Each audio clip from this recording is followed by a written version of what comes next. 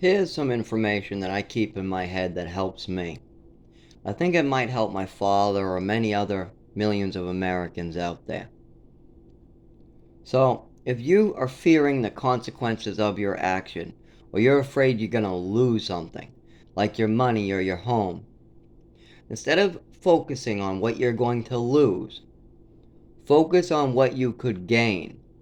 And what I mean by that is when I'm like, if my roommate says he wants to leave or move out, instead of thinking about how all the bills might be up or how I'm going to be alone or something, I think about what I'll gain. Well, I'll be able to move in a new roommate. Oh, great, I already have two people ready. Great, I'm going to gain a bunch of stuff then. They have cars, they have transportation. There's a lot that I can gain from losing this thing.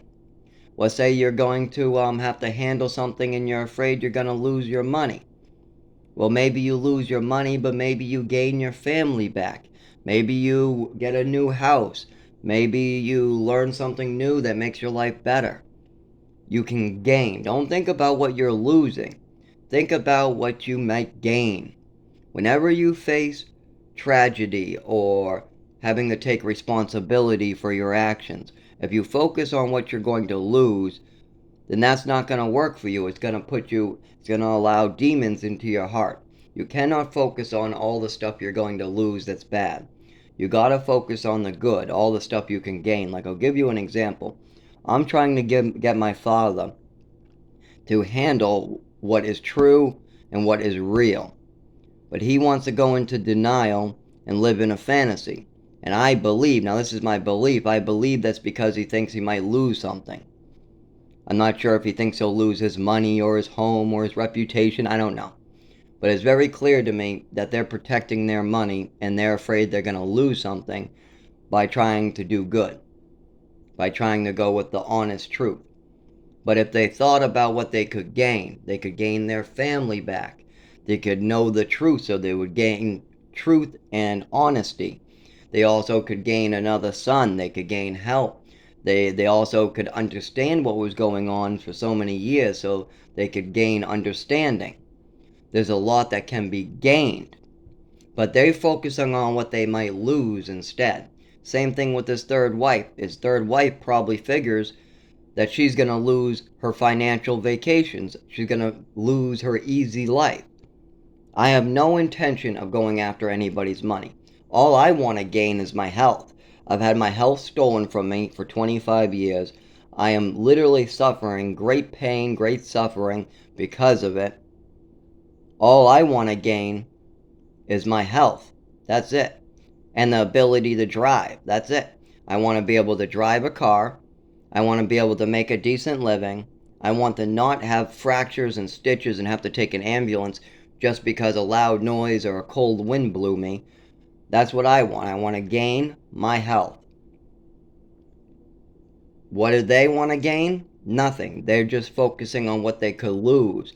And if they take responsibility, oh, we could lose this, or we could lose that, or we could lose this, or we could lose. That's what's going on in their head, I guarantee you.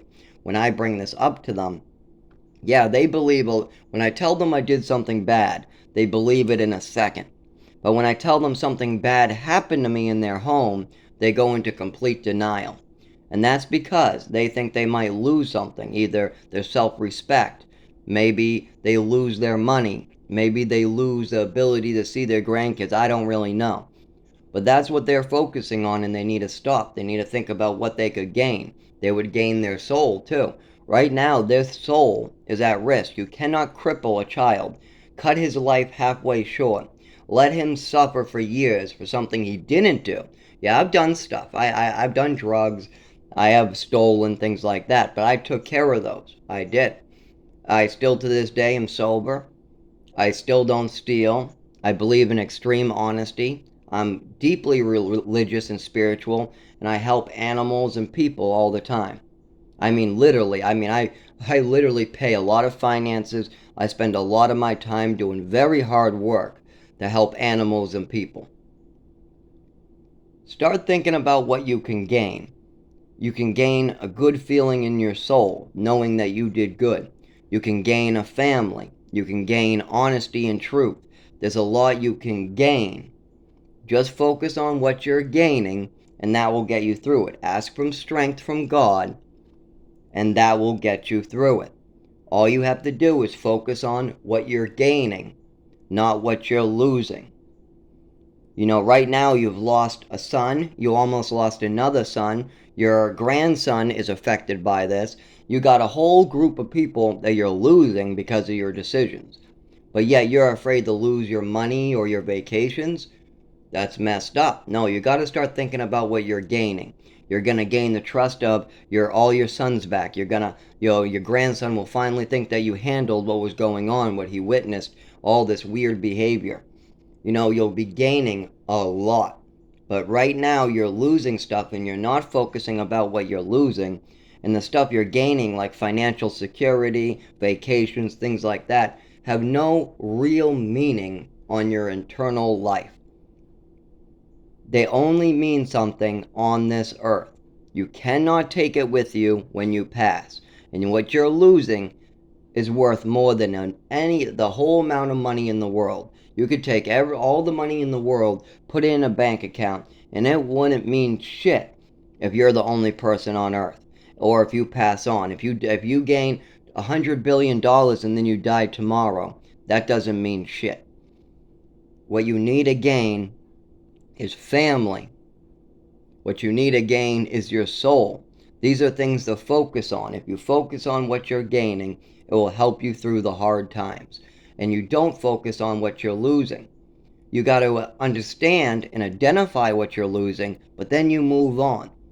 You say, okay, well, I'll pray to God for strength and everything will work out. And it will.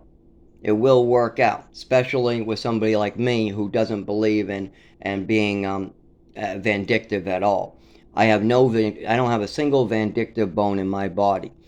The only thing I try to do is get people to wake up. Wake up to what's happening. Wake up to your addiction. Wake up to your alcoholism. Just wake up. Whatever your issue is, I try to get people to wake up. And a lot of times I'm able to help a lot of people with that. Even my roommate. He wasn't aware he was going deaf. He wasn't aware that any of his problems were problems.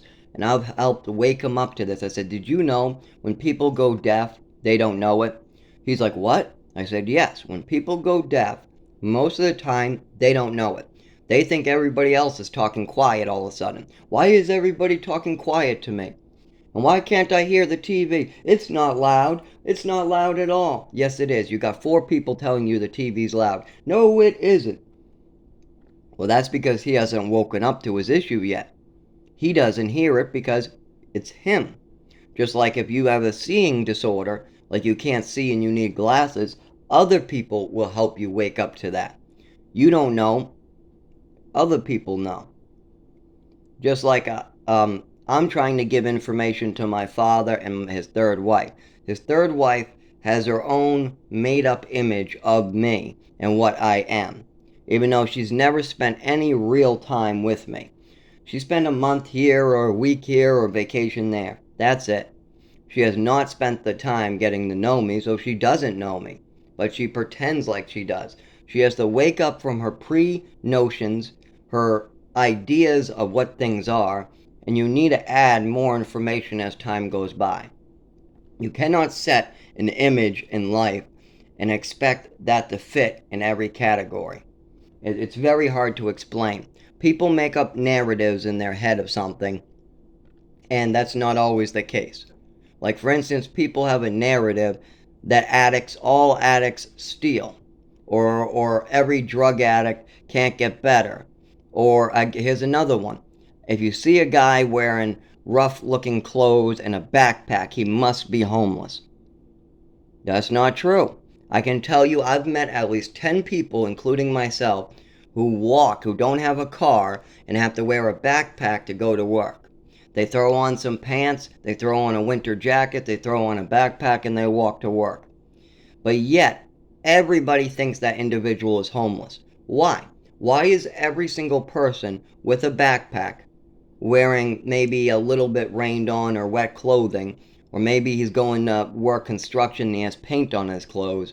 Why do you have the preconceived notion that that person is homeless? Because it's a narrative. It's a narrative that you have created in your own head. Once when you get past that, once when you stop making up your own narratives in your own head, you can move forward and have a clear mind. Next time when you drive and you see a guy on the side of the road with a backpack and worn clothing, think about this. He may just be going to work and not have a car. That's it. Just because they have a backpack and some clothing that might not be brand new does not mean he's homeless. That is what they call a misdirection. You're making an assumption. You shouldn't assume. When you assume, you make an ass out of yourself and others. You make that guy with the backpack look like a homeless guy. That's not good. That might get him robbed. How about you? You're making yourself look like an asshole. He might be the hardest working individual you ever met. He might be working 60 hours supporting 2 children. He might even have milk and baby food in that bag that he's bringing home. But then you drive by and call him a bum, right? That makes you look like an asshole because you have a narrative. You're making up a story in your head without having any facts, and that's the problem. I did that for a while. When I was believing in my mother's fantasy, that she like this bipolar, all this depression, all this crazy pills that I kept on thinking eventually would start working. After 15 years of taking like 90 different meds, I still, none of them made me better. They were all making me worse, worse, worse, worse, worse. But I had this narrative in my head that eventually these pills would just magically work. I also had no idea what was going on with my body. I had another narrative in my head that this neurological disorder and seizures was an allergy. I was having seizures. I couldn't move my body. I couldn't feel my skin. I had problems talking. I assumed all this was just a 25-year-old allergy. That was a narrative. I was told something by my mother over and over, and I fed into it. You gotta not feed in to fantasies and narratives. You have to use the information you have at hand, and you got to give it supporting evidence. Like, yes, I know I was given a handful of pills, and then I lost the ability to see, I lost the ability to walk, I lost the ability to feel, my breathing slowed down, and I went unconscious, and when I woke up, I had permanent disabilities. Those are the facts. Now, does that mean that she gave me Oxycontin? No. It means that I had a bad reaction from all those pills and I wasn't brought to the ambulance. I wasn't brought to the hospital, so damage was done to my brain and nervous system. That's all that means. But what's the supporting evidence? Well, my mother gave me extra drugs and was switching out pills, and the way she was talking shows that she had little concern about what pills she was giving me. As well as she said many times that she wanted me to be disabled in many different ways, and she wanted this for Social Security. She wanted it to be a good case for Social Security. You need a mental case. Your kid cannot just have ADHD. That's not enough. Her narrative needed me to be disabled. That was the narrative in her head. We're going to get this kid Social Security when he's 18, so we need to establish a case here. That's a narrative. So once when you have the information that you are on Social Security, everything else makes sense. All those crazy behaviors of pushing medicines, trying to get me to admit that I'm schizophrenic even though I'm clearly not. If you ask any doctor, any individual, I am not schizophrenic. I do not hear voices. I do not see things that aren't there. But yet my mother wanted me to be. She came over many times from the age of 7 all the way to about 16, coming up trying to get me to say to doctors that I'm schizophrenic and I hear voices. She used to bring up phrases like, well, how about your action figures? You talk to them like they're talking back in voices. And no, that's because that's how you play with action figures. But I didn't understand this at the time. When I'm 10 years old and my mother is telling me I'm schizophrenic and I'm hearing voices and I need to tell the doctor this, I don't know what that means because I don't have any supporting evidence yet. All I know is that this is wrong. I don't hear voices, so that's a lie. I've seen schizophrenic people. I've lived with them. I don't look or sound or talk like them. I also do not hear or have any of these conversations in my own head. So I am not schizophrenic. But why is she pushing this over and over? I had no clue. Why is my mother wanting me to be schizophrenic? I couldn't understand. Wouldn't you be happy that I'm not schizophrenic? Wouldn't you be happy when the doctors tell you I'm not schizophrenic? Why are you so upset that the doctors won't go along with this and I won't go along with this? I would not go along with this, with me being schizophrenic. The doctors wouldn't go along with it, and neither would the school. But my mother kept on pushing for me to say stuff that wasn't true, and I couldn't understand why my mother was so upset that I was not schizophrenic. Most mothers should be happy, not angry at that. But then after I got more and more supporting evidence, I was able to realize, because that would help the Social Security case. As well as she was hearing stuff in the hallway, she was seeing things that weren't there at night. So she might have had some own problems. I don't know for sure, but she might have had some own problems where she was trying to address them and get me on medication so she would have her own medication to take. Because she is from a generation where you can't just walk in and get help. No, it's too embarrassing for her generation to be mentally ill.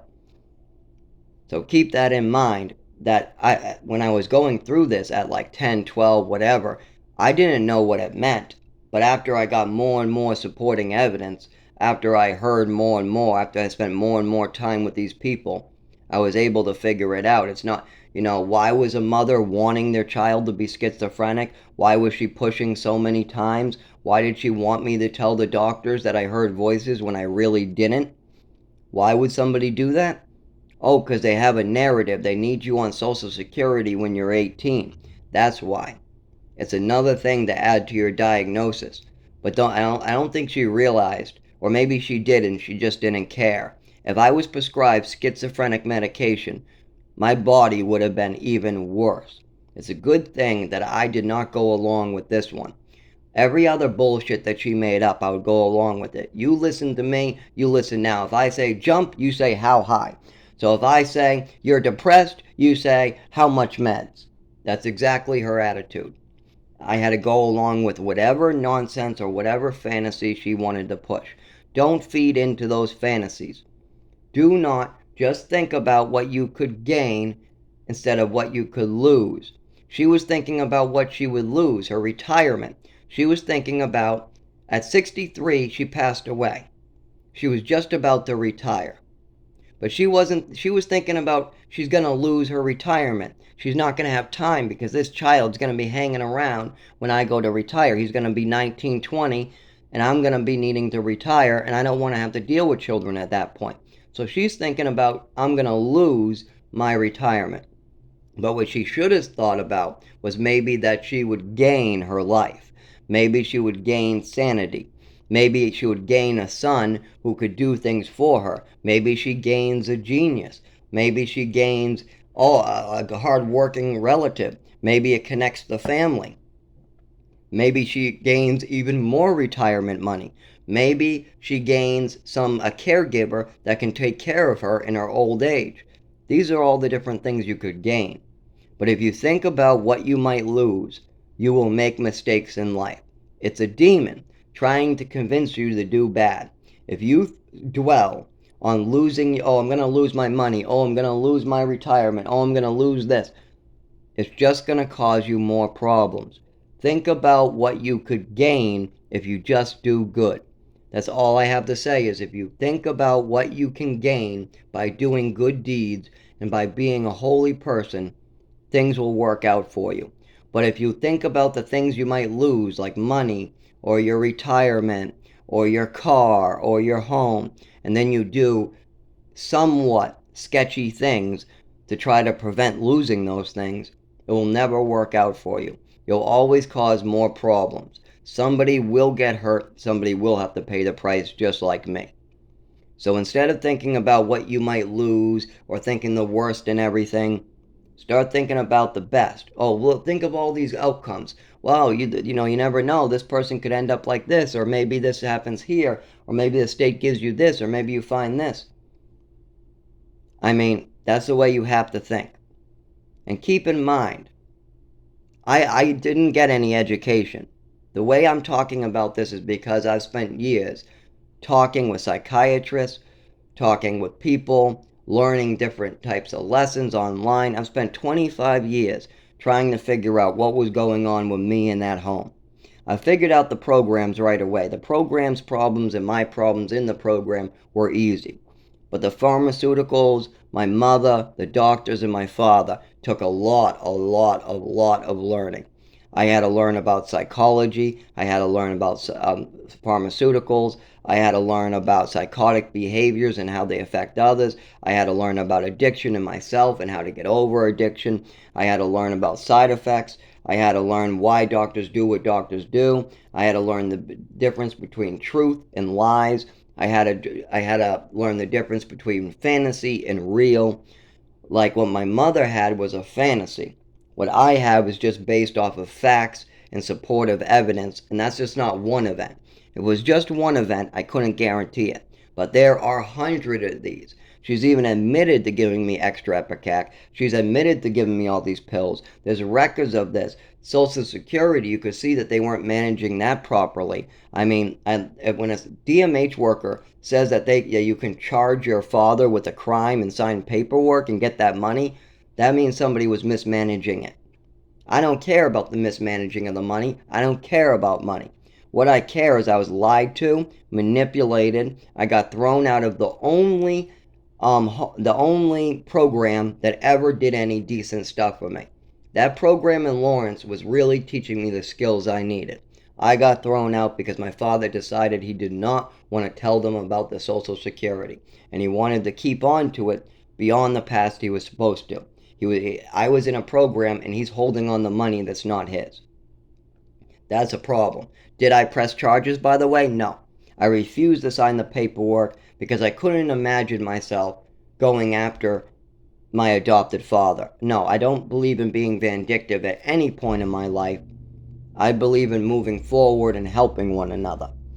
Did he keep his end of the bargain? No. Do I care about that? No. That's his decision. He can pay for that when he passes away.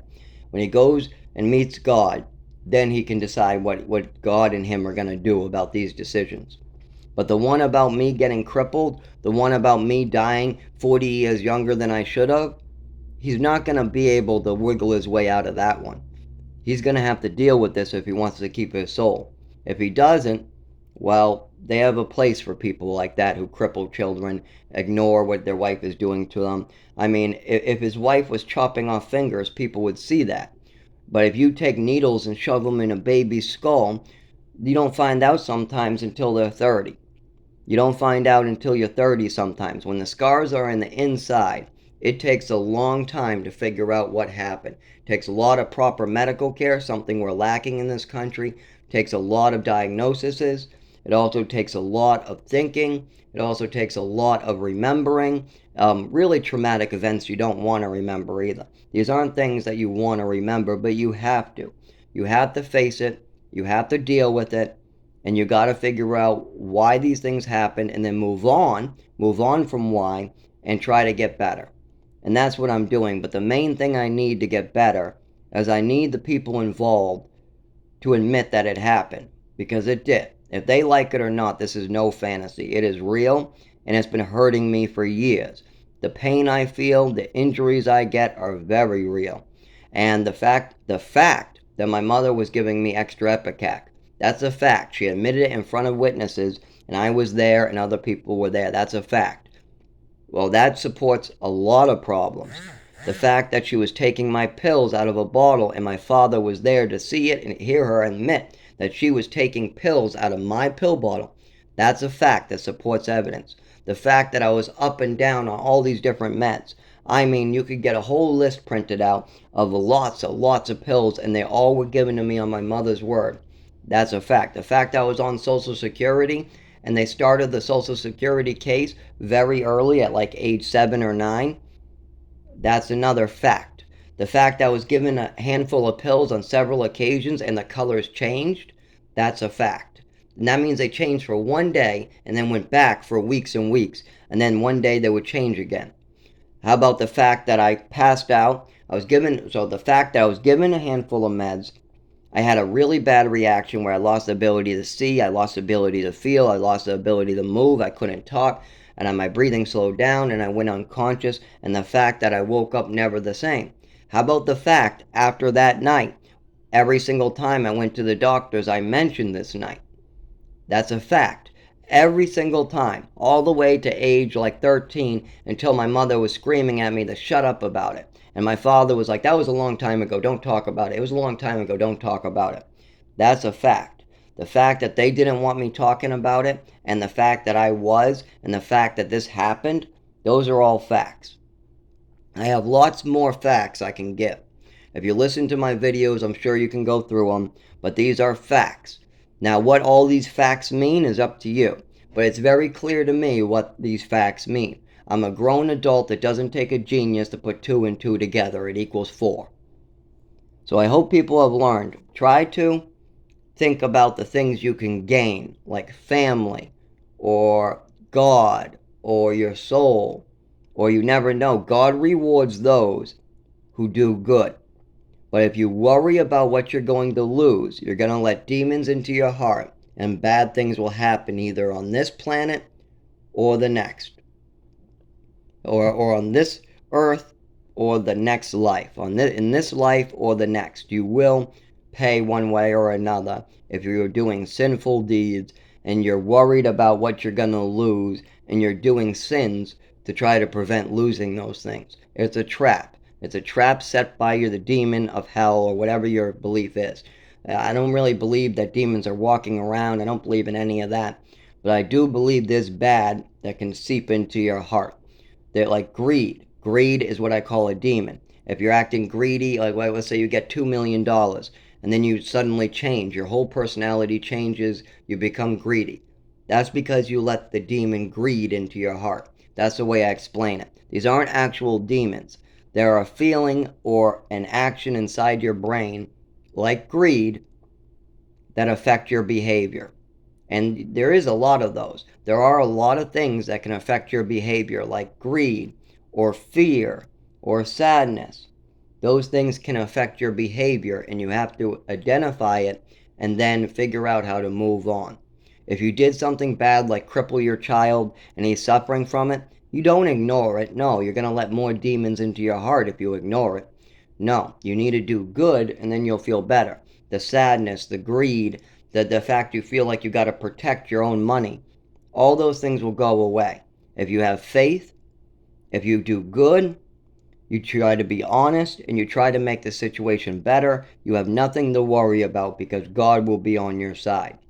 But if you're trying to let somebody else suffer because of something that you or your wife did, and then you think that you can just go hide someplace and spend all your money and run away from him, no, things are going to go very badly either in this life or the next.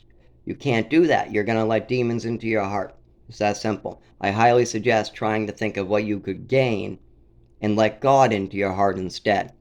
And God does not have anything to do with greed and trying to keep your fortune or trying to make people suffer.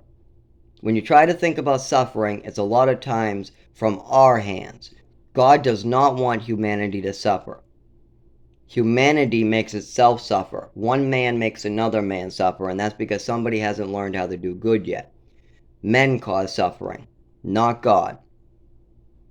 Yeah, hurricanes might come in and destroy it, but that's only a week of suffering, and then guess what? There's money coming in, people are rebuilding, it might even reconnect your family. A hurricane comes by, and your family's been mad at each other for years. Well, now they come together because all your houses were destroyed. So, these acts of God can be good, but you have to let God into your heart as well. You cannot dwell on what you're going to lose and then make more bad deeds because of it. You'll just commit more sins. If you try to cover up a sin, if you try to act greedy and think about what you're going to lose, all you're going to do is sin some more. You're going to lie, you're going to be mistaken, you're going to get people hurt, you're going to cause a lot more damage. The best thing you can do is be good. Let God into your heart and think about all the things you could gain by doing good.